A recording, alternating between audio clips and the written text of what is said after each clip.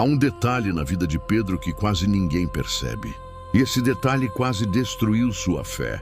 Se você não prestar atenção nisso, o mesmo erro que derrubou Pedro pode derrubar você também. Não é exagero. É Bíblia pura e é um alerta urgente para todos que querem permanecer firmes. No episódio anterior, vimos que Pedro tinha coragem na boca, mas fraqueza no coração.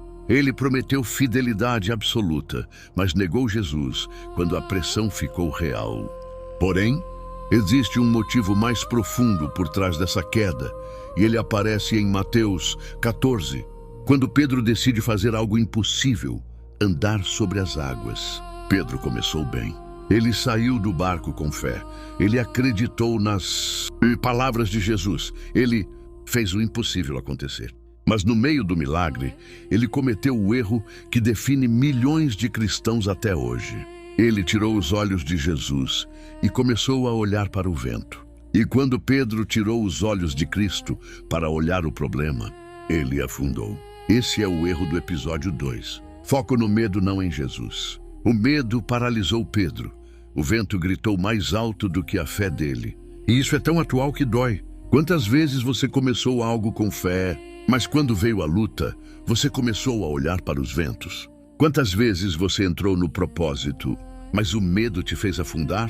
Quantas vezes você orou com ousadia, mas viveu com dúvidas? Pedro não afundou porque o mar era forte. Ele afundou porque seu olhar estava no lugar errado. O vento não derruba ninguém. O que derruba é quando você acredita mais no vento do que na voz de Deus. E aqui está o detalhe que quase ninguém nota. Pedro só afundou quando analisou demais a situação. Ele raciocinou, ele calculou, ele olhou para a lógica. E a fé evaporou. Muitos cristãos hoje vivem exatamente isso. Começam bem, mas não terminam porque se distraem com problemas, opiniões e medos. Foi isso que quase destruiu Pedro. E é isso que destrói milhares de vidas espirituais até hoje.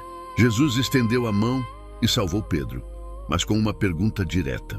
Por que duvidaste? Essa pergunta ecoa até hoje. Não é uma condenação. É um chamado para voltar a olhar para Cristo. Se você não quer afundar, tire os olhos das ondas, porque o vento vai continuar soprando. Mas quem te sustenta não é o vento, é Jesus.